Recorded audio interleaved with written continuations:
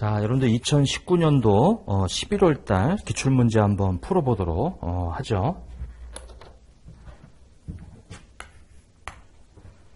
자, 첫 번째 문제는 이제 그 IFRS 특징에 대한 설명이다. 빈칸에 들어갈 말로 가장 옳은 것은, 자, 연결실체가 재무제표를 작성하는 것을 전제로 제정된 KIFRS는 자, 무슨 중심의 회계 기준? 자, 원칙 중심이죠. 원칙 중심.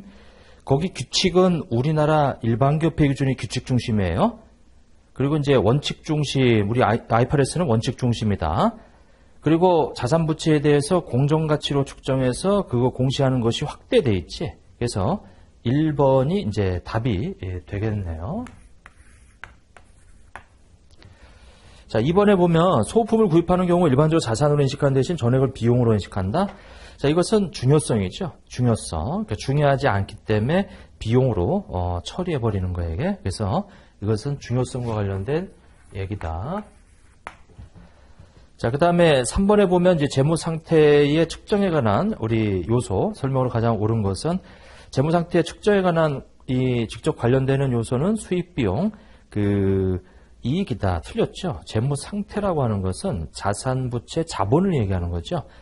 자, 부채는 과거 사건의 결로 기업이 통제하고 있고, 이렇게, 돼 있는데, 자, 일단, 요 3번 같은 경우는 2020년도 우리 개정된 개념 체계에 의하면은 부채는 과거 사건의 결과로, 기업의 의무인데, 요것은 경제적 자원을 이전해야 될 기업의 의무를 말한다.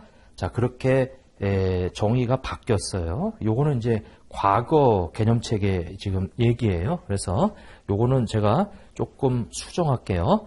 부채는 과거 사건의 결과로 자, 기업이 통제하고 있는 경제적 자원을 말한다. 이렇게 경제적 자원이다. 근데 그렇게 바꿨는데 그건 틀린 거죠. 왜? 부채는 과거 사건의 결과로 기업이 통제하는 게 아니고 기업이 부담하는 거예요. 기업의 의무지. 기업이 통제하고 있다는 얘기는 자산에 대한 정의죠. 이게. 자, 그리고 자산은 과거 사건에 의해서 발생하였으며 경제적 효익을 갖는 자원이 기업으로부터 유출됨으로써 이행될 것으로 기대되는 현재 의무이다. 이것도 제가 좀 바꿀게요. 자산은 경제적 자원을 이전해야 될 것으로 기대되는 현재 의무이다. 이렇게 좀 문구를 바꿀게요. 근데 틀렸죠? 그건 부채의 정의였지. 아까 자산은 과거 사건의 결과로 기업이 통제하고 있는 경제적 자원이다. 이렇게 좀 문구를 바꿔놓으세요. 자, 부채는 과거 사건의 결과로 기업이 통제하고 있는 경제적 자원이다. 이렇게. 근데 제가 지금 그렇게 바꿨는데 그게 틀렸다 이거죠. 왜냐면 그거는 자산에 대한 정의니까. 그리고 밑에 3번의 자산은 과거 사건에 의해서 발생하였으며 이 경제적 자원의 경제 자원을 이전을 해야 되는 현재 의무이다. 근데 그거는 그렇게 문구를 바꾸면 그건 또 뭐가 틀렸냐면 자산이 아니고 그건 부채에 대한 얘기지. 이렇게. 자, 4번에 자본은 기업의 자산에서 모든 부채를 차감한 후에 자녀이익이다. 그래서 4번이 이렇게 돼 있다. 자, 일단 1번은 뭐가 틀렸어요? 재무 상태는 자산, 부채, 자본을 얘기하는 거고, 그 다음에 2번은 부채는 우리 과거 사건의 결과로 기업이 통제하고 있는 경제적 자원이다. 근데 뭐가 틀렸어요? 이거는 자산에 대한 정의지. 그리고 3번은 뭐가 틀렸어요? 제가 바꿔놓은 게 뭐냐면 자산은 과거 사건에 의해서 발생했고 경제적 자원을 이전해야 되는 기업의 의무를 말해요. 기업의 현재 의무를 말해요. 근데 그렇게 바꾸게 되면 그것도 왜 틀렸냐면은 부채에 대한 정의니까. 그래서 4번이 맞다. 그래서 제가 지금 이건 개정된 걸로 좀 수정해서 말씀드린 거니까 그렇게 좀 보시고. 자, 4번에 유동자산으로 계산될 금액은 얼마이냐? 단기대여금 유동자산, 선급금 유동, 선급비용 유동, 재고자산 유동, 기계장치 비유동, 매출채권 유동. 기계장치만 빼고 다 더하자. 그러면 115만 원이 되겠네요. 그래서 4번이 되겠어요. 자, 5번. 다음 중 보고기간 후 사건에 관한 회계 처리로 가장 올바르지 않은 것은, 자, 단 보고기간 말은, 재무제판의 승인일이 3월 10일이네. 그럼 그 사이에 1번 같이 우리 투자자산의 공정가치가 1월 20일 날 하락하는 것은 이거는 1월 20일 날 하락한 거지. 재무제표에 인식하면 안 되죠. 그래서 1번은 틀렸다. 그게 5번의 답은 1번이 답이네요. 이렇게. 거기 나머지 뭐 순실현 가치 그 사이에 그리고 소송 그 결과 사이에 그리고 취득원가 그 사이에 바뀌면 요거는 수정을 요하는 사건들이죠. 이게 계속 기말에 이미 존재하던 것이 그때 만약에 정보가 입수되거나 발견되거나 확인되거나 확정되면 그리고 6번에 보면 포괄손익계산서의 비용으로 계산될 금액은 얼마인가? 판매 가능 재고가 45만 원이고요. 이렇게.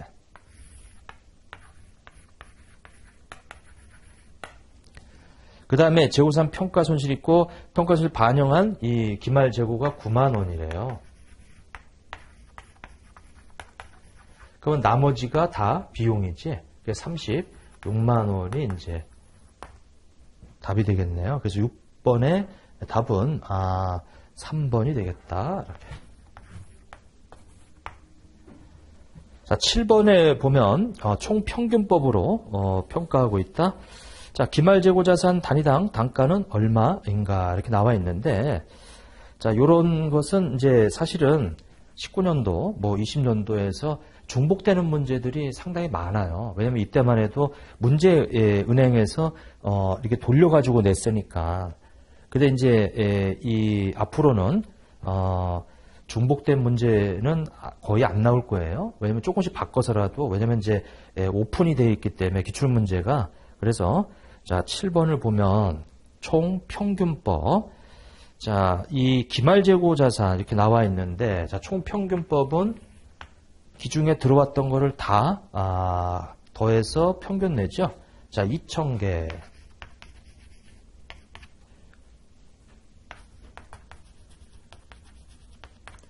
자, 그 다음에 1,000개.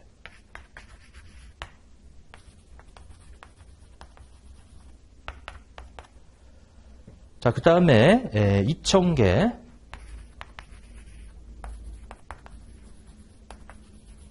이렇게 돼 있네요. 자, 그런데 기말에 남아있는 것이 3,500개가 남아있으니까 이렇게 해주면 그것이 이제 이 기말재고 금액이 되겠죠. 자, 그러면 1,350만원 나누기 해서 5,000 곱하기 2,700원이 평균 단가가 나왔네. 그래서 7번의 답은 2번이 되겠다. 자, 요거는 기말재고 금액을 구하는 게 아니고 그 단가를 구하는 거니까 여기서 멈추면 되겠죠. 자, 그 다음에 8번을 한번 보게 되면 가장 올바르지 않은 거 1번 가중평균법으로 자, 재고자 평가하고자 할 때 계속 기록부에 따라 장부를 기록하는 경우는 이동평균법이고요. 선의조치법에 의하면 실질재고조사 계속기록법 두 개 똑같죠. 결과가 똑같다. 선의조치법은 실제 물량의 흐름을 고려해서 기말재고액을 결정하는 이 방법이다. 이렇게 돼 있는데 선의조치법은 가정하는 거예요. 실제 물량 흐름하고 원가 흐름이 일치하는 것은 그거는 개별법이 되겠지. 그래서 3번이 답이다. 요거는 개별법만 실제고 나머지 방법들은 가정하는 거예요. 먼저 들어온 걸 먼저 내보냈다고 이렇게. 자, 그 다음에 이 9번에 한번 보게 되면 9번에 오다 써볼까요? 자, 손상차손 인식하였다라고 되어 있는데 자, 우리 인식해야 할 감가상각비는 얼마가 되겠느냐 이렇게 물어보네요.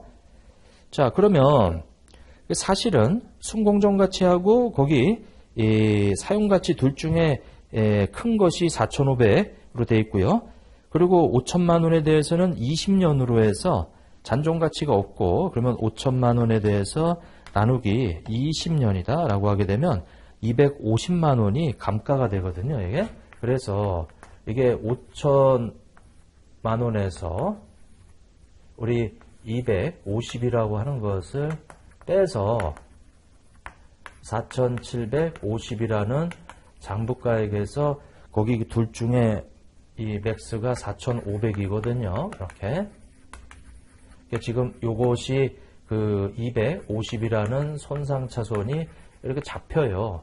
그 다음에 이제 요걸 가지고 이렇게 이 4,500을 가지고 감가상각을 하면 되겠죠. 4,500만 원. 이렇게 해서 그 나누기 우리 근데 거기 보니까 액수 공년 말에 장부 금액이 그 5천으로 돼 있네. 요게 조금 출발이 요거 잘못하면 함정에 빠질 수 있어요. 요게 지금 기말에 요게 5천이에요. 취득가액이 아니고. 그리고 20년도 요 시점에 잔존 연수죠. 이거 4,500 이렇게. 그래서 요거 차이가 다 손상 차손으로 이렇게 잡히고, 그 다음에 이제 4,500을 우리는 20년으로 나눠가지고 4,500만원 나누기 20년이다. 그러면 225만원이라고 하는 것이 이렇게.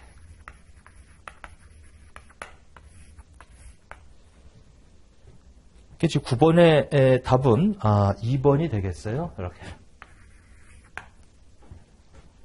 자, 그 다음에 10번을 한번 봐보세요.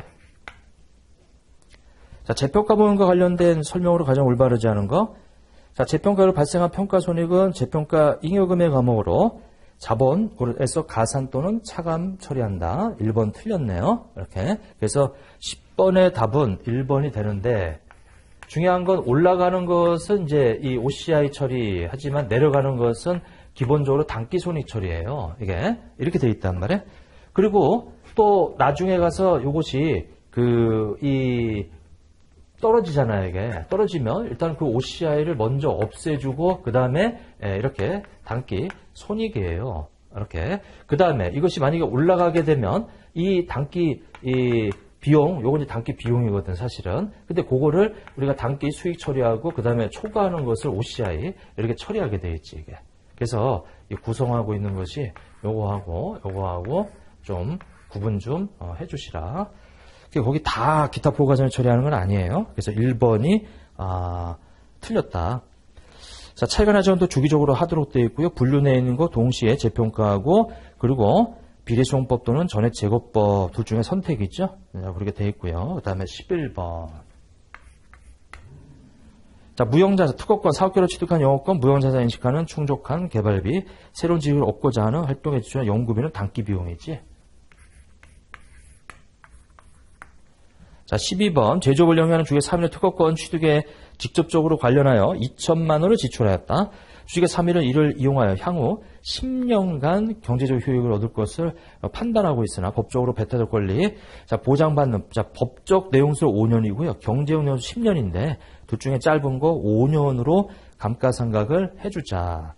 자, 10월 1일부터 그러면 2천만 원이라고 하는 거 나누기 5, 그다음 곱하기 12분의 3이다라고 해서 그 상각비를 계산하게 되면 그 100만 원이라고 하는 것이 이제 계산이 되겠네요. 이렇게. 자, 13번에 제조업을 영위하는 임대. 자, 임대는 투자부동산이죠. 근데 이거를 1억 원에 취득해서 공정가치무역을 적용한대요. 그럼 X2년 말에 수행할 회계처리로 가장 옳은 것은, 자, 공정가치는 감가상각을 안 해요. 그래서 우리 1월 1일 날 거기 1억 원에 산 거, 자, 기말에 가서 9,500으로 떨어졌다. 이렇게. 그럼 요 500이라고 하는 손실이 생기지. 근데 이제 문제에서 말하는 게 X 2년도니까 또 9,000으로 해서 또 500이 또 떨어졌네. 이렇게. 그러면 요것은 투자부동산 평가손실이라고 하는 거다. 그래서 지금 500이 잡히고 대변의 투자부동산 500. 13번의 답은 4번이 답이다. 이렇게.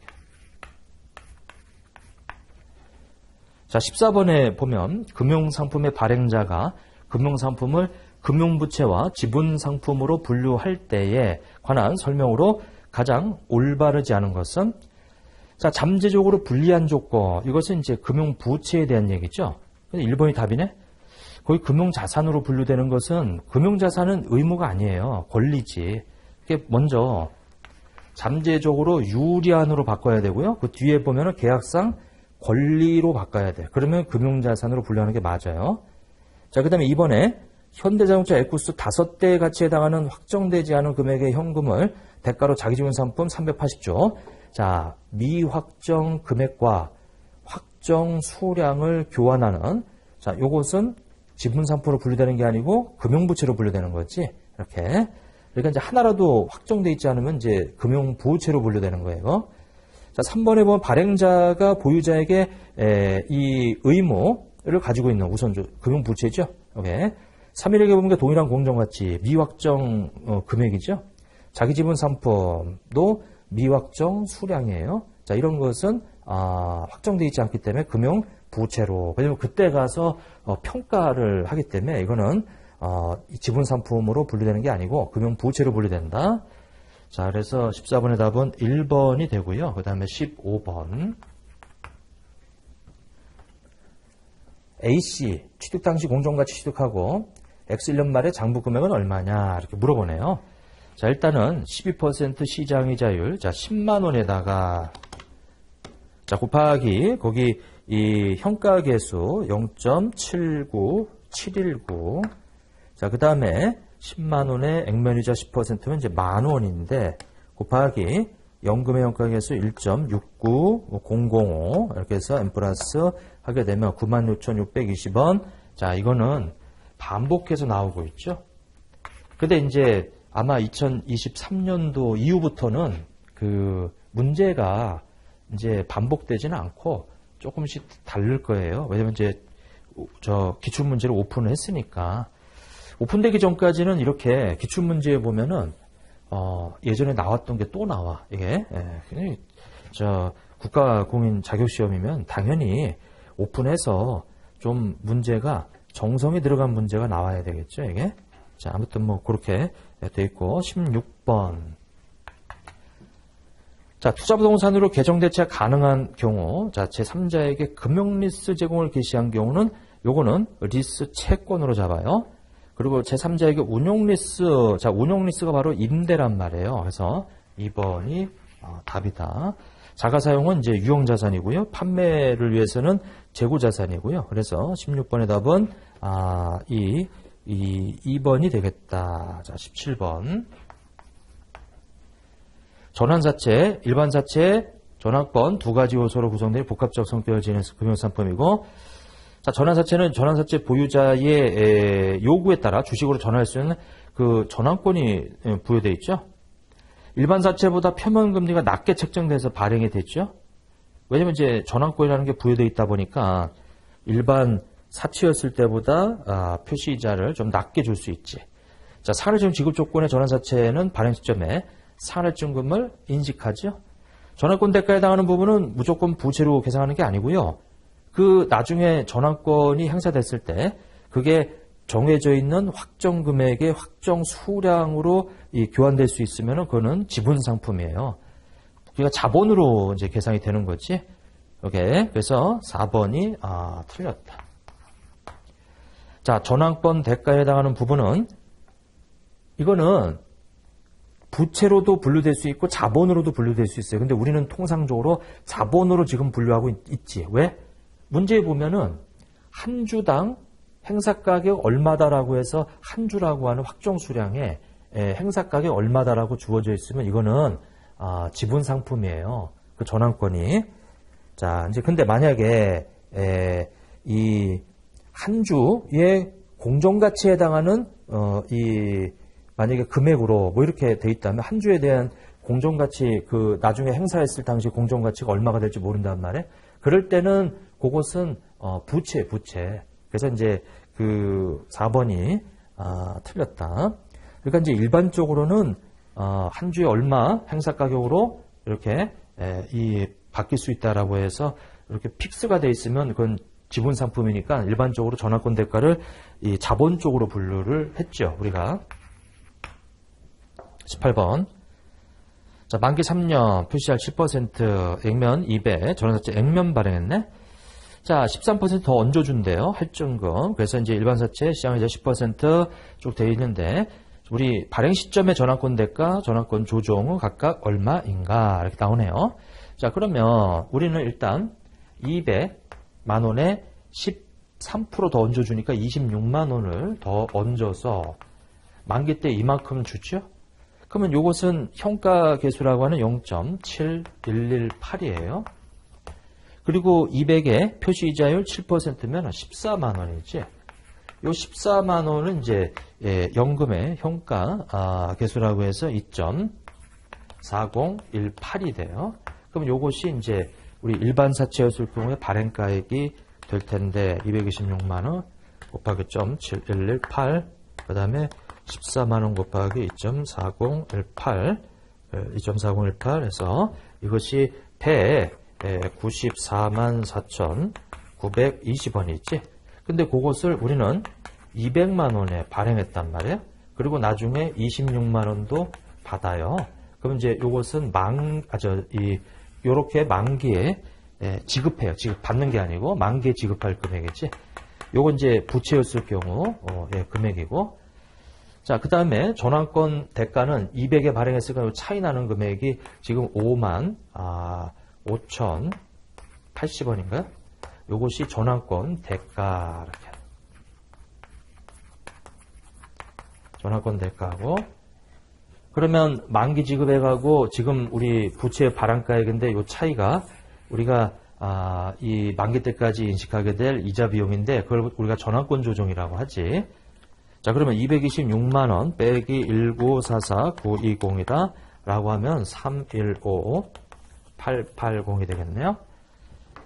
자, 전환권 대가는 55,080원이고 전환권 조정은 315,880 해서 거기 이 3번이 이제 답이 되겠다.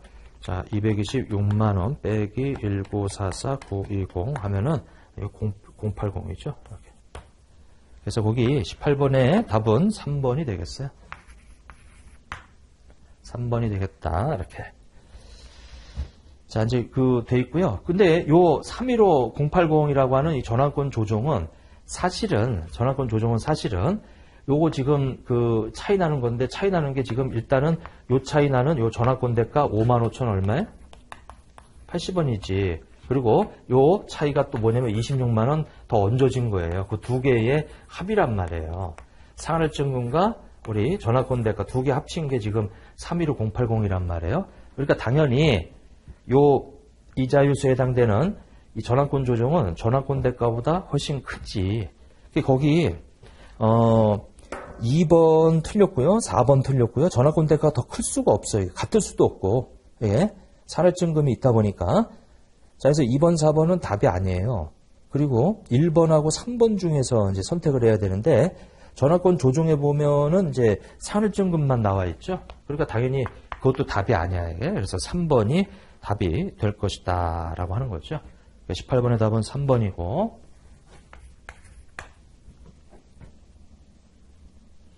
자, 그 다음에 19번을 한번 보면은, 자, 다음은 주식회사 3일의 사례이다. 사례와 관련된 설명으로 가장 옳은 것은, 자, 이 1년 현재 주식회사 3일은 석유 사업을 영위하는 중이며 오염을 유발하고 있다. 이러한 사업이 운영되고 있는 국가에서 오염된 토지를 정화하여야 한다는 법규가 제정되지 않았고, 그럼 우리는 오염을 시키고 있는데 그거와 관련한 제재되는 법규가 없어요. 그럼 의무가 없지? 근데 오염시키고 왔는데 이제 이 나라에서 이 법규 초안이 연말 후에 제정될 것이 거의 확실시된대요. 그러면 요거는 거의 확실시되는 요 미래 사건은 우리가 고려해서 이 부분에 대해서는 의무가 있다 이거죠. 토지 정화 원가에 대한 최선의 추정치로 충당부채로 인식을 하자. 그래서 1번이 답이 되겠네요. 자, 20번. 가장 올바르지 않은 거. 충당부채를 인식하기 위해서는 과거 사건이나 거래가 발생해야지. 그래서 현재 의무가 존재해야 되고. 그리고 2번. 반드시 재무상태표에 금액으로 인식해야지. 충당부채는 부채인데, 그래서 20번의 답은 2번이, 틀렸다.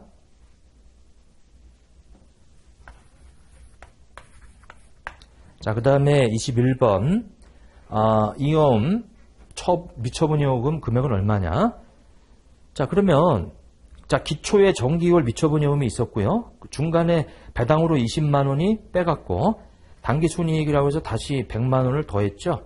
그리고 연차 배당은 내년도에 이제 초에 이루어지는 거기 때문에 거기 기억니은 디귿까지만 반영하면 돼, 이게.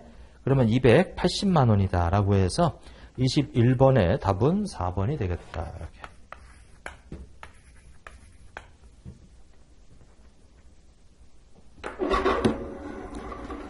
자, 22번에 보면 자본 변동표에 관한 설명으로 가장 올바르지 않은 것은 자, 1번 납입자본, 이익요금, 그 다음에 기타 포괄손익, 항목별로 포괄손익, 소유주와의 자본거래 등에 따른 변동액을 표시한다. 자본변동표는 이제 그 자본의 전체적인 변동을 다 말하는 거죠. 일정 기간 동안에 발생한 기업 실체와 소유주 간의 거래 내용을 이해하고 소유주에게 기속될 이익 및 배당 가능 이익을 파악하는 데 유용하고 재무상태표에 표시되어 있는 자본의 기말 잔액만 제시하고 기초 잔액은 제공하지 않는다. 자본변동표는 기초와 기말 시점뿐만 아니라 변동액도 알려줘요.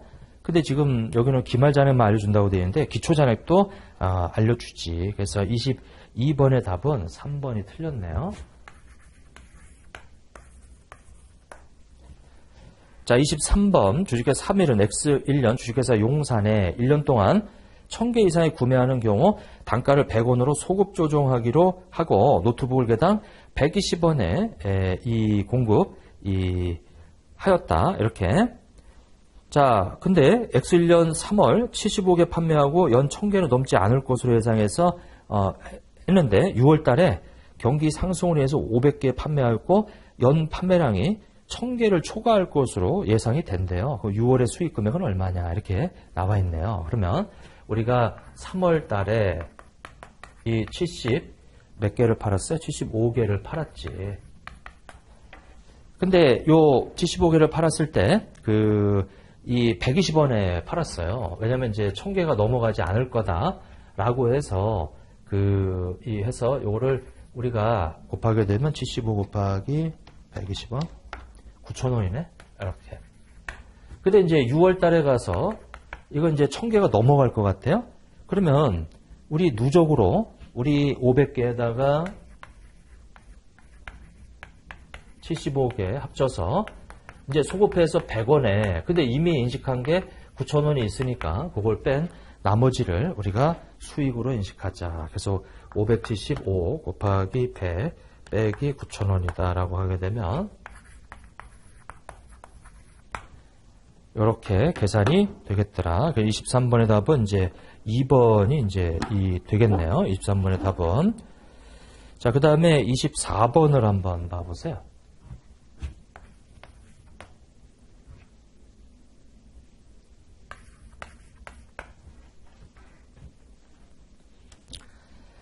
자, 한 시점에 이행하는 수행 의무는 고객이 약속된 자산을 통제하고 기업이 의무를 이행하는 시점에 수익을 인식한다. 자, 시점의 예가 아닌 것은 자, 우리 1번에 보면 효익을 동시에 얻고 소비한다. 기업이 수행에서 제공하는 효익을 동시에 얻고 소비한다. 이거는 기간에 걸쳐 인식하는 예에 해당이 됐죠. 그래서 1번이 틀렸네. 한 시점의 예가 아니고 기간에 걸쳐 인식하는 예에 해당이 되더라. 자, 그 다음에 25번. 자, 우리 건설 계약이 있는데 150만 원에 수주했어요. 각 회계 연도의 계약 이익으로 인식할 금액으로. 자, 그러면 2000X1년 얼마냐면 이제 150. 근데 X1년도에 추정한 총 계약 원가는 100만 원으로 되어 있네요. 자, 누적 진행률인데 20%가 진행이 됐대요. 그 저번 연도는 없죠. 그러면 전체 50에서 20이면은 이제 10만 원이라고 하는 거. 이렇게. 자, 2000X2년도에 150만 원이 있는데 이때는 추정한 총 계약 원가가 120으로 그 누적 진행률이 50%가 돼 있고요. 10만 원은 이미 인식했으니까 그럼 30에서 3, 5, 15, 10만 원 빼면 이제 5만 원이 되어 있고요. 누적으로 150만 원이 이제 15만 원이 이렇게 이제 돼 있고 2000X 3년도에 가서 150인데 추정한 총 계약 원가가 130만 원으로 돼 있네요. 이렇게. 이제 100%가 되겠죠. 그래서 누적은 15만 원 이미 인식했으니까 이렇게 해서 5만 원을 이렇게 계상을 해서 이렇게 잡아주자.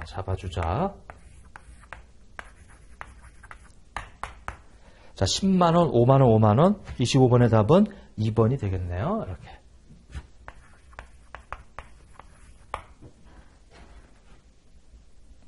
자, 26번. 자, 26번에 보니까 계약 자산 수익은 어떻게 되겠느냐? 그러면 이것은 2000X 1년도에 우리 20%면은 이제 요것이 우리 계약 수익 누적액이 될 거예요. 그것이 얼마냐면은 30만 원이 되겠지. 근데 청구한 건 얼마예요? 자, 청구한 것은 25만 원이에요. 25만 원. 이렇게. 그럼 얘가 계약 자산이고 여기가 계약 자산이고요. 이쪽이 계약 부채란 말이에요. 이거는 계약 부채. 이렇게 되어 있다. 자, 그러면 지금 5만 원이라고 해서 이제 계약 자산이 잡히죠. 자, 그 다음에 2000X 2년도로 가서 이제 누적액이지.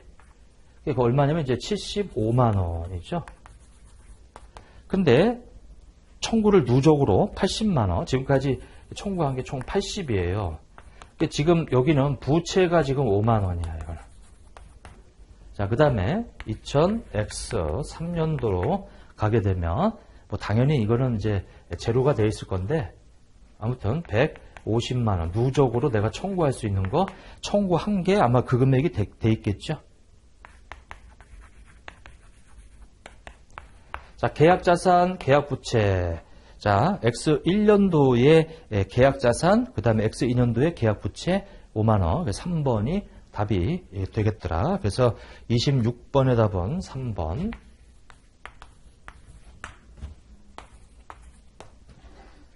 자, 그 다음에 27번. 다음 중 퇴직급여에 관한 설명으로 가장 올바르지 않은 것은?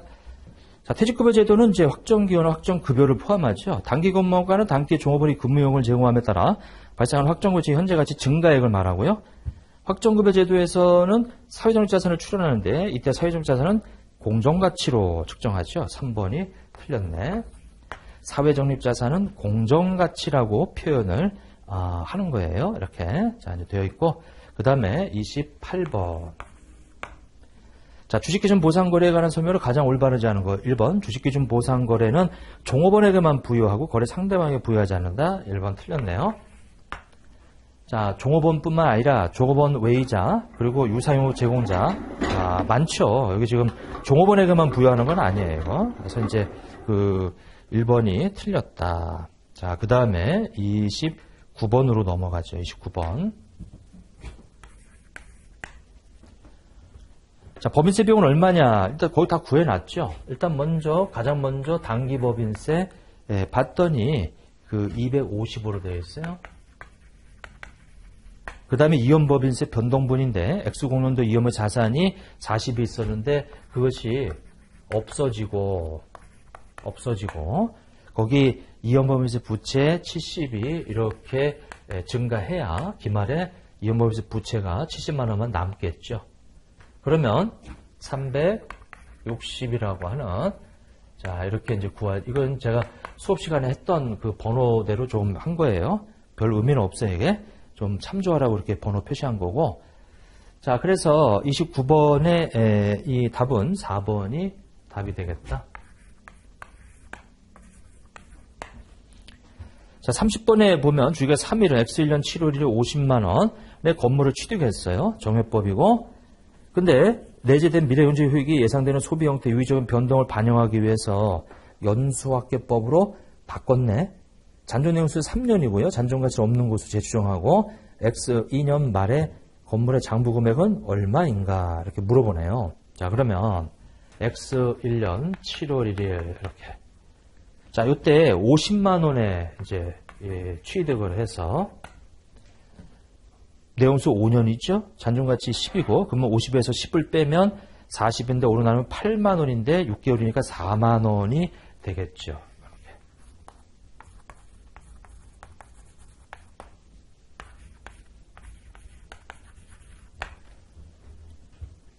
근데 이거를 연수학계법으로 바꾸고 내용수는 3년, 잔존가치는 없대요. 그럼 이제 이때부터 연수학계법으로 이게 X1년 12월 31일인데 그럼 연수학계법이면 이제 1, 2, 3, 6분의 3이 되겠어요.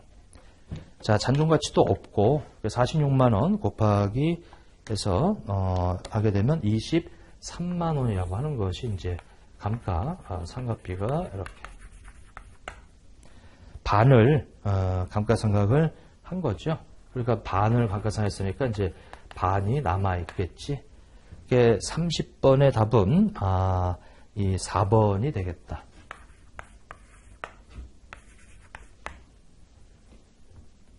(31번에) 당기순이익 50이고 우선주 배당금은 거기 이제 5억이네.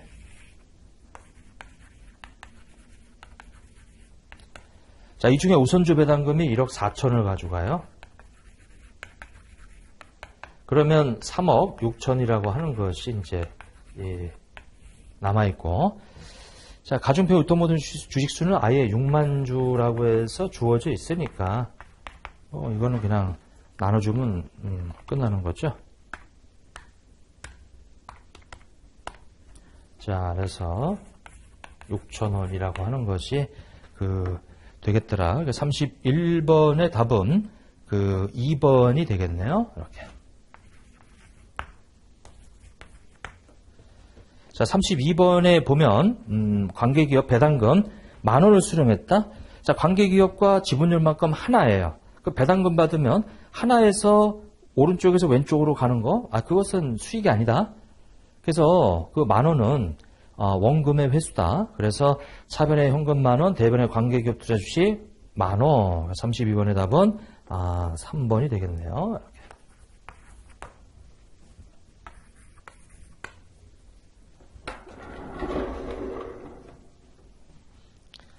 자, 33번에 보시게 되면 다음 중 관계기업 투자 주식의 회계에 관한 설명으로 가장 올바르지 않은 것은, 자, 1번에 보면 유의적인 영향력 판단에는 지분율과 실질 영향력 기준이 있죠. 유의적 영향력 판단에 있어서 피투자자에 대한 의결권은 투자자의 지분율과 종속기업이 보유하고 있는 지분율의 합계예요. 지배기업이 아니고. 지금 내가 지금 지배기업이고 종속기업이 가지고 있는 그 지분율을 단순 합계하는 거지. 이게 33번에 2번이 틀렸다.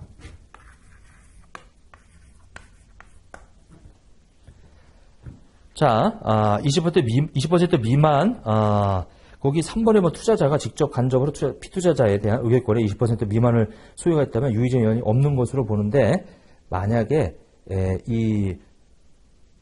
그러니까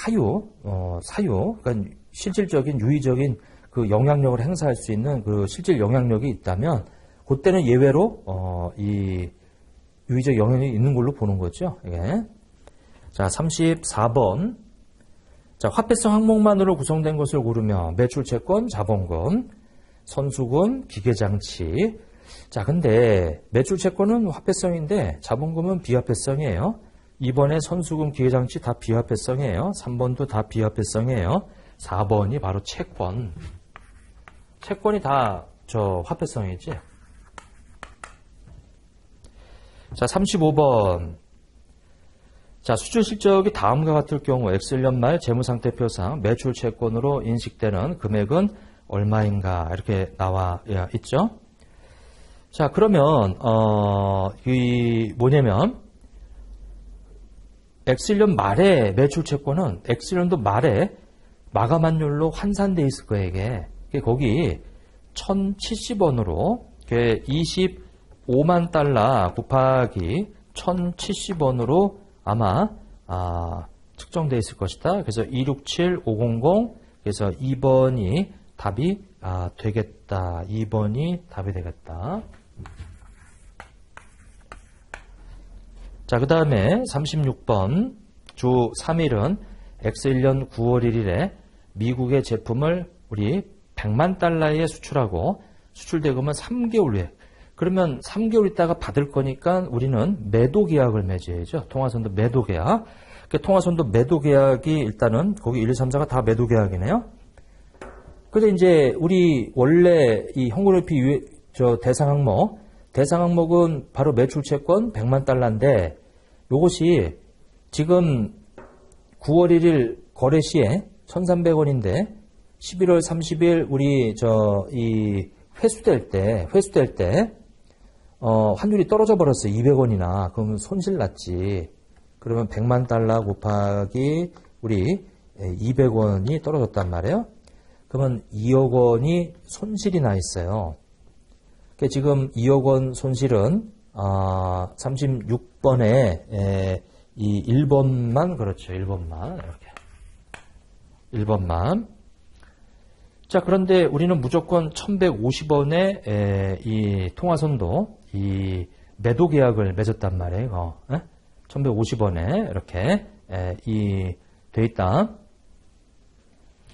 자, 그러면 1150원인데 실제로 11월 30일 날 가보면 1150원에 이 팔기로 돼 있기 때문에 고금액만큼 들어오는데 우리가 나가는 거 100만 달러는 지금 현재 11월 30일 현재 1100원으로 돼 있단 말이에요. 그럼 결국은 얼마 차이 나요? 50원만큼 차이 나지. 그래서 그거는 이익이다. 통화선도 거래이익이다라고 해서 1번이 답이 되겠더라. 그래서 외환 차손익은 손실 나 있고 통화선도 거래 손익은 이익 나 있어서 이렇게 상쇄되도록 이 매치시키는 걸 보고 위험비 회계라고 하죠. 1번이 답이다라고 하는 거예요. 자, 37번. 자, 다음 중 리스 이용자의 리스료에 포함되는 항목으로 가장 올바르지 않은 것은 자, 고정 리스로 들어가죠. 지수 요율에 따라 달라지는 변동 리스로 들어가죠. 리스기간 종료 시점의 잔존가치 중 이 보증되지 않은 금액은 안 들어가지. 무보증은 안 들어가지. 이거 이렇게 37번의 답은 3번이 되겠다. 그 다음에 이제 38번. 자, 금융리스 계약을 체결하였다. 감가상각비는 얼마가 되겠느냐 이렇게 물어보네요. 자, 그러면 3일 리스가 아니고 지금 주식회사 용산인 리스 이용자 입장에서 거기 보시면 이제 리스료의 현재 가치라고 아예 주어져 있네요. 40이다. 그리고 40이에요. 다른 거 없고 그러니까 사용권 자산은 40으로 이렇게 잡혀 있어요. 근데 이 40을 내용연수 5년하고 리스 기간은 4년으로 되어 있는데 소유권이 이전되는 거기 때문에 내용연수인 5년으로 감가상각을 해 주셔야지. 이렇게. 자, 되고 잔존가치는 없으니까 5로 해서 이것이 이 8만 원이라고 하는 것이 이제 감가상각이 되겠죠. 그래서 1번이 답이 되겠더라. 자, 그 다음에 39번을 한번 봐보세요. 자, 영업활동 현금은 얼마가 돼? 당기순이익에서 출발하니까 간접법인데 자, 관련되어 있는 감가상각비라는 4,600원은 무조건 더해서 없애고 됐죠? 그 다음에 이제 재무상태표의 매출채권의 증가라고 해서 15,000원 재고자산의 감소라고 해서 이제 2,500원 매입채무의 증가라고 해서 1,400원 이렇게. 그러면 22,500원 39번의 답은 3번이 되겠다. 그래서 22,500원.